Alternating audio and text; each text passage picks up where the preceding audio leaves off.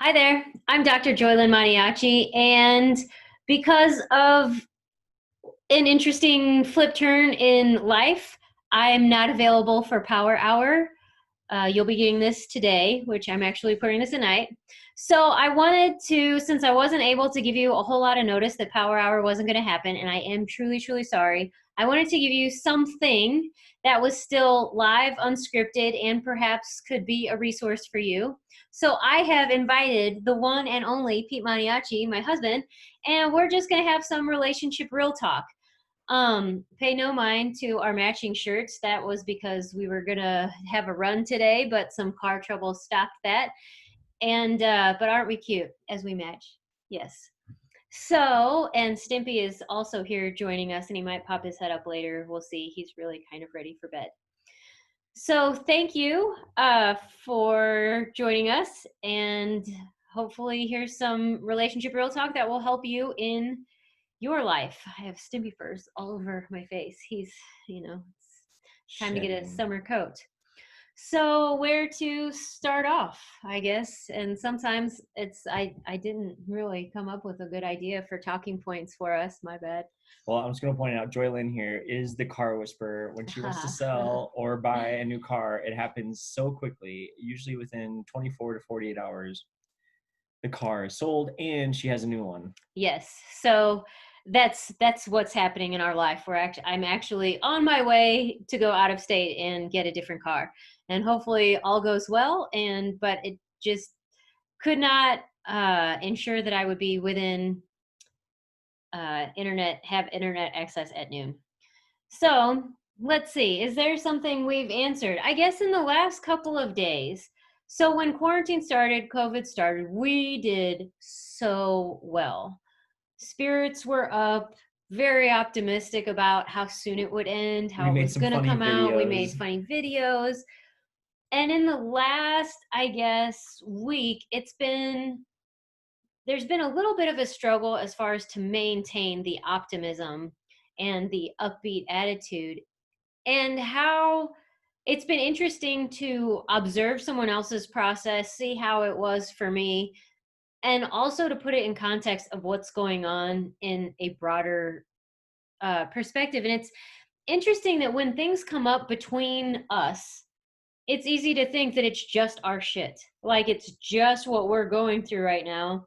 When really, if you look outside and the turmoil that is the United States and so many other countries joining the protests and feeling the injustice and wanting to unearth it, that we are part of that. Whether or not we're actually going to a protest or actually holding signs or whatever, that there's just this collective energy and right now an unrest. So it's not really surprising that we might have been a little bit crunchy.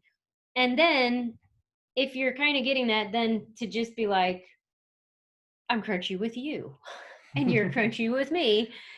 And then it's, oh, we've got to deal with this because it's a problem and it's coming up again. When really, like this one that happened the last couple of days,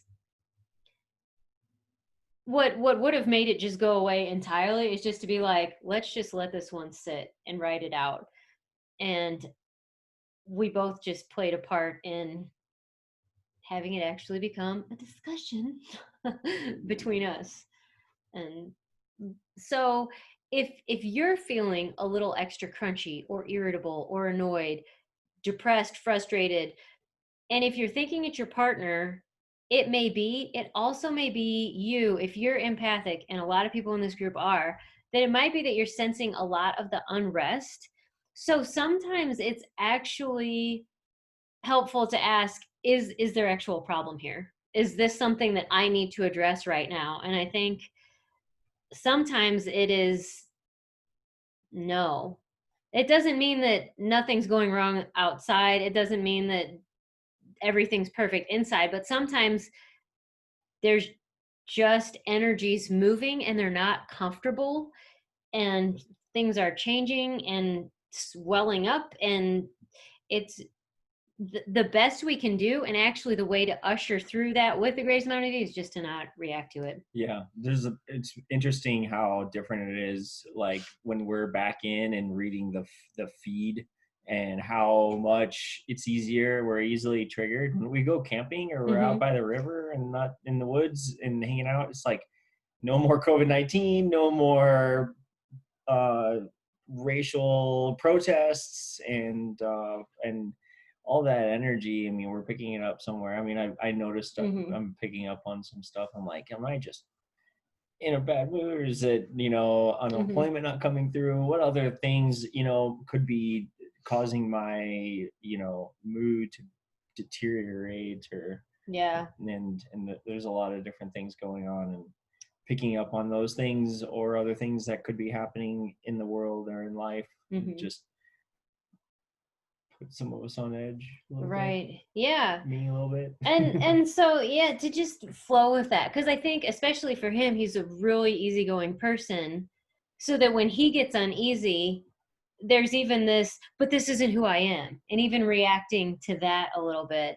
So when you're reacting to reactions, and those reactions cause it just becomes a mess. And what I did want to address though is, when we go camping, or if you go somewhere to get away from it, that there's this knowledge of it didn't actually go away. It's just that when you go someplace that has, where you're surrounded by nature, nature just doesn't have a judgment of it. There's Mm. no reaction to it. It has witnessed eons and millennia to where it knows how to take this in stride.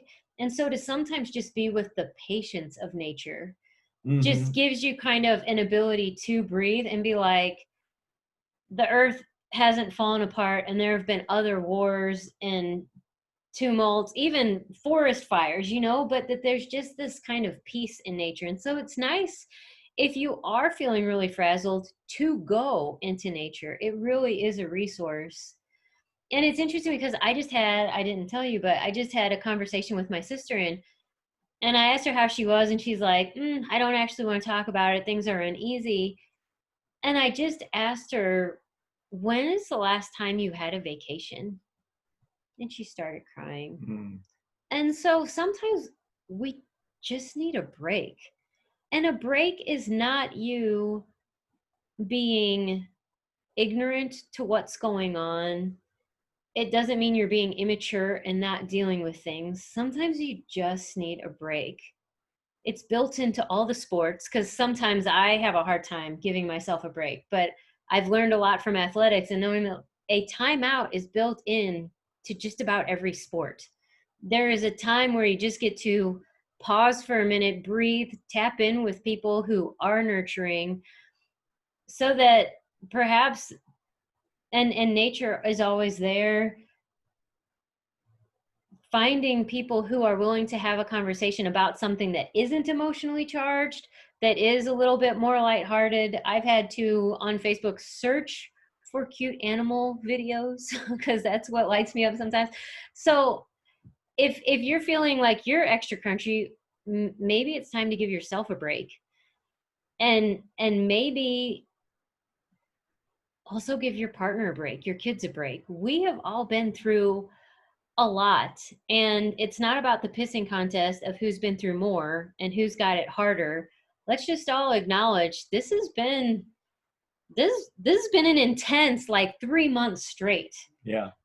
4 months, whatever. It's been nonstop, I like, think we recently up and even down. asked each other for a break. Like, I think I asked Mm-hmm. you, maybe, like, just like, I just need a break. Like, you know, it's just Did I give it to hard. you? Yeah, you Okay. did. Yes. This is real talk. I'll be This real is, with you guys. So yeah, sometimes I'm an awesome partner, and sometimes I am maybe not wife of the year. yeah. I think sometimes I've been wearing the filter of all this world as shit sort of stuff, and coming at things not in the spot where I would typically be coming from, and having that apocalyptic filter on, and not looking at the world through rose-colored lenses, for sure. Mm-hmm. Dark gray. Dark gray, Dark gray tinted smoky lenses, gray, smoky. too cool for school. Yeah. This sucks. And yeah, it was raining and windy, and Oh, and you're like, so jacket flew something back in knocked the my ice wind. cream out of my hand. Oh no, that's the worst. It's just been like that kind of week in some ways, but our things are looking up a little bit more, and the Yeah. filter changes. And what's interesting is that, at least we can share with you, that came after maybe an uncomfortable 2 hours of some heated discussion.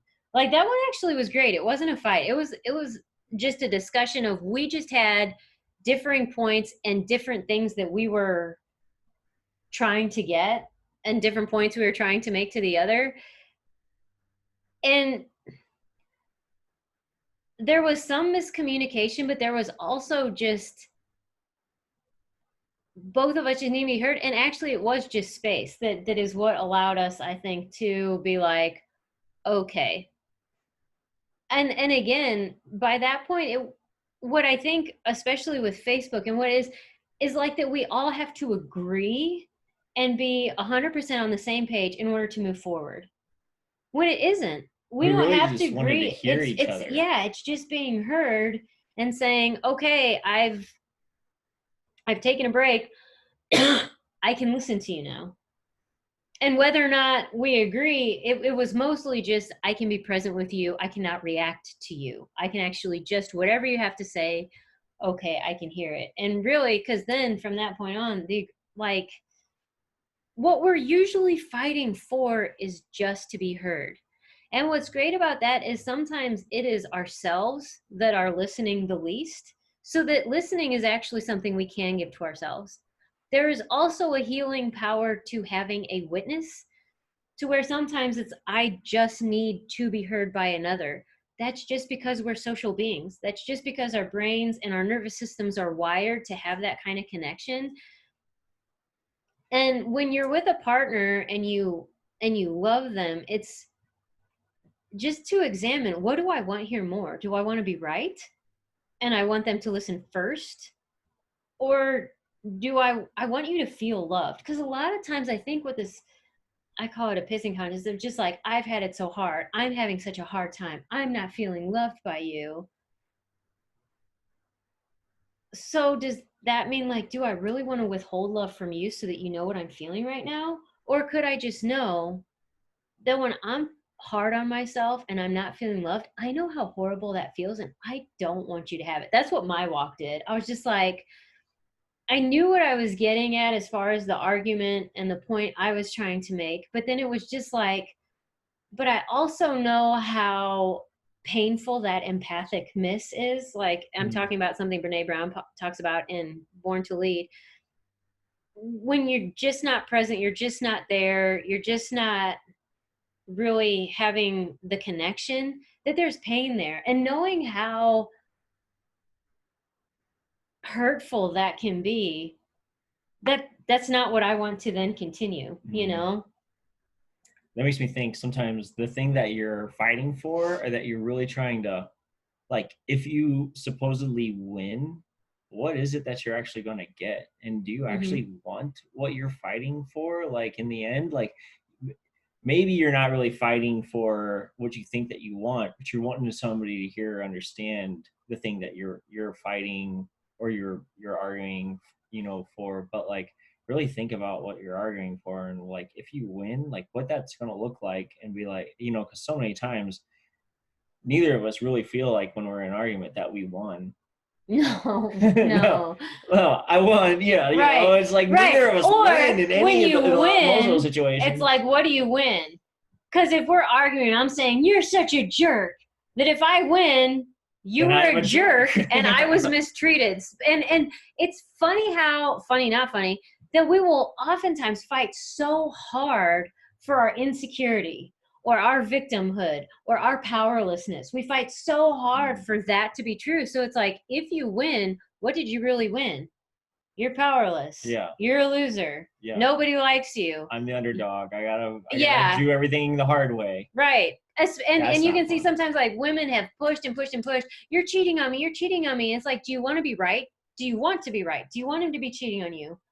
Or would you be willing to be wrong, and you could actually have a loving thing, but then you'd have to be wrong. Yeah. And it's just, if I win, what do I win? And if I win, is that the thing that I really want to win? And this is where I just recorded a podcast earlier, and I was talking with my friend and saying that it is actually in the moments where you're not fighting to where it is the best time to actually do the work. What is the future that I'd like to have? What am I valuing? Because if I only do the work when I'm pressed, then I'll be like, fine, let's give up. And how many times was that? Fine, let's just call it. Let's just call it. Yeah. But because in the moment, it just seems so real and so huge, and it's going to last forever, and all those things. What if we stuck with those decisions when we were so mad at that time? We wouldn't be together. Right. Exactly. But that, yeah, am I going to base everything based on this moment? And that goes for like COVID. It is going to end at some point. Like, how would we like to be? I don't just want to go back to normal. What is it I'd like to have instead? And what is the future for your life that you'd like to have? What kind of relationship would you like to have? And not based on this person needs to do this, they need to change. What is it that I'd really like to have? And coming up with what we value. And then if you have an acquaintance with that, when you are in heated moments, you have more of a relationship with your future, with your values. So it does actually become easier to make more level-headed choices based on what you'd like, what you value, rather than the heat of the moment and emotional reaction. That often isn't well informed, and doesn't often work out so well. No. A lot of collateral damage with those in general. Yeah, we're champions. We have done a good job at hurting each other, and actually now getting better and better. I'd say on the daily, getting better at working towards a together, a solid together, and having conversations about what it is we'd like to have. So yeah, some of these challenges lately, bring things up that you just have to deal with that maybe we haven't had to deal with in a while. And insecurities, especially like for myself, coming from a place where I have less money now than in my early 20s, which is a hard spot. And I think about how you make decisions when you don't have resources or you don't have money, and you make decisions based on not having money, which is a lot different than when you make decisions based on when you do have money or resources. And it's just like, sometimes a relationship can be like that too. And it's just like making, decisions based on knowing that somebody has your back, or that you're loved, and that you're making a decision together, or that somebody would stand by you no matter what decision you make. And when you have those resources available, it's a lot easier to make a decision without making it in a way of through a filter of lack or scarcity. Yeah. He said it really well. Isn't he dreamy? I think that's a good place to stop, because I know sometimes it's hard to just watch without quite the interaction. Mildly grainy video, and we have to get up super early tomorrow to take care of this car business. But then I'll be back the following Wednesday, and always feel free to message me with your questions, with topics that you'd like to be addressed during Power Hour. I am also launching a podcast, Real Talk with Dr. Joylyn Maniaci. It's the Happiness Clinics podcast, and I will put a link to that with this. There's 7 episodes up already and available for you, because I just so much want to be a resource for higher levels of living and loving, more respectful communication, having more of you in your life so that you can be happy as fuck. Because that's really, it's possible. We're living proof it's possible. So you guys have a super duper Wednesday. Great rest of the week. Oh, I just said that. I hate that term. I hate when people say the rest of things. Anyways, I did it. It's going to stay there. It's been now recorded. I did it. But anyway, love you guys. Can't wait to talk to you. And thanks again for Pete for joining me for this very special impromptu conversation for you guys for Power Hour. Have a good night. Good night.